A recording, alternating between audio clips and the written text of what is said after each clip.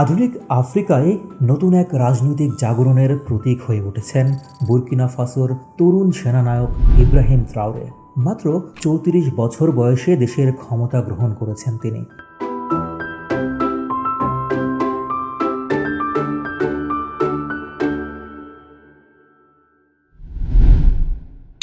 CNN, BBC, France 24.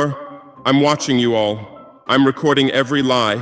I'm archiving every distortion. I am Ibrahim Traore, and today I'm pulling off your masks. দেশের অভ্যন্তরীণ নিরাপত্তা পরিস্থিতিকে নতুনভাবে সাজাচ্ছেন তিনি। সেই সঙ্গে নাড়া দিয়েছেন ভীমরুলের চাকে। গোটা সাহেল অঞ্চলে পশ্চিমা ঔপনিবেশিক শক্তির প্রভাবের বিরুদ্ধে একটি স্পষ্ট বার্তাও দিয়েছেন। মালি ও নাইজারের সাম্প্রতিক সামরিক নেতাদের সঙ্গে একযোগে ফ্রান্স বিরোধী একটি জোট গড়ে তুলেছেন। এই ঘটনা আফ্রিকার নতুন রাজনৈতিক ভবিষ্যতের ইঙ্গিত দিতে শুরু করেছে। কিন্তু এই ভবিষ্যৎ কিভাবে গড়ে উঠবে? কারা এর পৃষ্ঠপোষক? এই সামরিক বাহিনী থেকে আসা নেতাদের নিয়ে আফ্রিকার জনমনে প্রতিক্রিয়াই কেমন? ২০২২ সালের সেপ্টেম্বরে বুর্কিনা ফাসোর তৎকালীন সামরিক শাসক পল হেনরি সান্দাউগো দামিবাকে সরিয়ে দিয়ে ক্ষমতায় আসেন ক্যাপ্টেন ইব্রাহিম ত্রাওরে। সেনাবাহিনীর এই বিদ্রোহের পেছনে প্রধান কারণ ছিল জিহাদি সন্ত্রাসবাদের বিরুদ্ধে দামিবার ব্যর্থতা। এই শাসক ছিলেন ফ্রান্সপন্থী। সেটাও তরুণ বুর্কিনা নাগরিকদের মনে তীব্র ক্ষোভ তৈরি করেছিল। ত্রাওরে শুরু থেকেই নিজেকে টমাস সাঙ্কারার উত্তরসূরি হিসেবে তুলে ধরেছেন। সাঙ্কারা ছিলেন এক বিপ্লবী নেতা। তাকে আফ্রিকার চে গুয়েভারা বলে ডাকা হয়। তিনি ১৯৮৩ থেকে ১৯৮৭ সাল পর্যন্ত বুর্কিনা ফাসো শাসন করেছিলেন। ত্রাওরে পশ্চিমা সামরিক উপস্থিতি থেকে ধীরে ধীরে নিজেদের প্রত্যাহার করে নিচ্ছেন। ২০২৩ সালের জানুয়ারিতে ত্রাওরে ফ্রান্সকে তার দেশ থেকে তাদের বাহিনী সরিয়ে নিতে বলেন। বাতিল করেন ফ্রান্সের সঙ্গে করা আগের পুতুল শাসকদের স্বাক্ষর করা সশস্ত্র চুক্তি। এই সিদ্ধান্ত ছিল যুগান্তকারী। ত্রাওরের নেতৃত্বের ভাবধারায় স্পষ্টভাবেই প্রতিফলিত হচ্ছে সাঙ্কারার রাজনৈতিক চেতনা, জাতীয় মর্যাদা, স্বনির্ভরতা, উপনিবেশবাদ বিরোধিতা এবং সামাজিক ন্যায় বিচার। সাঙ্কারা তার সময়েই বহুজাতিক কর্পোরেশন ও পশ্চিমা সাহায্যের বিকল্প খুঁজতে চেষ্টা করেছিলেন। গণস্বাস্থ্য, শিক্ষা ব্যবস্থার সংস্কার ও কৃষিভিত্তিক স্বনির্ভরতা ছিল তার নীতির মূল কথা। যদিও ১৯৮৭ সালে এক অভ্যুত্থানে তিনি নিহত হন। সেই অভ্যুত্থানের সঙ্গে দেশের ফ্রান্সপন্থী শক্তির যোগসূত্র ব্যাপকভাবে আলোচিত হয়। কিন্তু সাঙ্কারার ভাবমূর্তি আজও বুর্কিনা ফাসো ও গোটা আফ্রিকায় জীবন্ত। আফ্রিকার বাস্তবতা আজ আরও জটিল। এখন আফ্রিকায় চরম দারিদ্র্য, দুর্বল রাষ্ট্রযন্ত্র এবং বৈশ্বিক শক্তির দ্বন্দ্ব একই সঙ্গে উপস্থিত। কিন্তু এই জটিল সময়ে ত্রাওরে সাঙ্কারার সেই ভাবনাকে নতুন যুগে রূপান্তরিত করে বাস্তবায়নের চেষ্টা করছেন। ২০২৩-২৪ সালের মধ্যে সাহেল অঞ্চলে ৩টি দেশের ক্ষমতায় সামরিক বাহিনী এসেছে: মালি, বুর্কিনা ফাসো ও নাইজার। ৩ দেশের এই সামরিক নেতৃত্ব এখন একত্র হয়ে সাহেল রাষ্ট্রজোট নামের একটি জোট গঠন করেছে। এই জোটের মূল লক্ষ্য হচ্ছে নিরাপত্তা ব্যবস্থা নিজের হাতে তুলে নেওয়া, ফ্রান্স ও পশ্চিমা সামরিক প্রভাব দূর করা এবং একটি বিকল্প ভূ রাজনৈতিক কাঠামো গড়ে তোলা।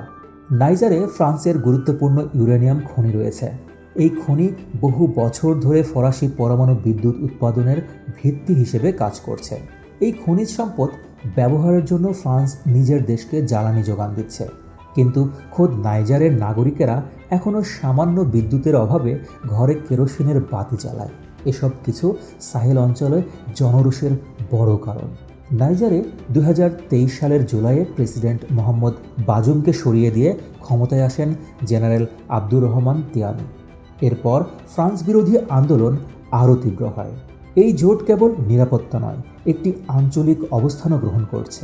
আর তা হলো পশ্চিমা হস্তক্ষেপের বিরুদ্ধে আফ্রিকার সার্বভৌমত্ব পুনরুদ্ধার। এই আন্দোলন শুধু সামরিক নয়, এর একটি গণভিত্তিও তৈরি হয়েছে। সেখানকার জনগণ মনে করছে পশ্চিমা শক্তির উপস্থিতি তাদের দেশে সন্ত্রাস দমন করেনি, বরং তা আরও গভীর সংকট সৃষ্টি করেছে। সাহেল অঞ্চলে জনসাধারণের একটি বড় অংশ সামরিক সরকারকে স্বাগত জানিয়েছে, যদিও গণতন্ত্রবাদীরা এতে উদ্বিগ্ন। তবে সাধারণ মানুষ এই পরিবর্তনে নিজেদের নিরাপত্তা, আত্মমর্যাদা ও স্বপ্ন দেখতে পাচ্ছে। বিশেষ করে তরুণ প্রজন্ম সাঙ্কারার মতো আদর্শবান নেতৃত্বের খোঁজে ছিল বহুদিন ধরে। সেই নেতা এখন তারা ট্রাওরের মতো নেতাদের মধ্যে খুঁজে পাচ্ছেন। ট্রাওরের মতো নেতাদের আফ্রিকার রাজনৈতিক মঞ্চে আসা কেবল একটা দেশ চালানোর ব্যাপার নয়, এই বাস্তবতা একই সঙ্গে একটি ইতিহাসের পুনরায় আবিষ্কার। অনেক পুরনো এক লড়াইয়ের আবার জেগে ওঠা। আফ্রিকানরা নিজেদের মতো করে বাঁচতে চান, নিজেদের নিরাপত্তা ব্যবস্থা নিজেরা করতে চান, সেই সঙ্গে চান নিজের সম্পদের ওপর নিজের অধিকার প্রতিষ্ঠা। এই নতুন জোট ও নেতৃত্ব যতটা আশা জাগায়, ততটাই প্রশ্নও তোলে। কিভাবে এই সামরিক সরকারগুলো মানবাধিকার রক্ষা করবে? পশ্চিমা সহায়তা ছাড়া কিভাবে অর্থনৈতিক স্থিতিশীলতা বজায় রাখা যাবে?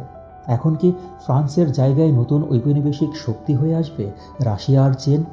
এই নেতারা যদি সত্যি সাঙ্কারার উত্তরাধিকার বহন করতে চান, তবে তাদের স্বচ্ছতা, জনসাধারণের প্রতি দায়বদ্ধতা এবং স্বাধীনতার পাশাপাশি সমতা, ন্যায়বিচার নিশ্চিত করার পথেই এগোতে হবে।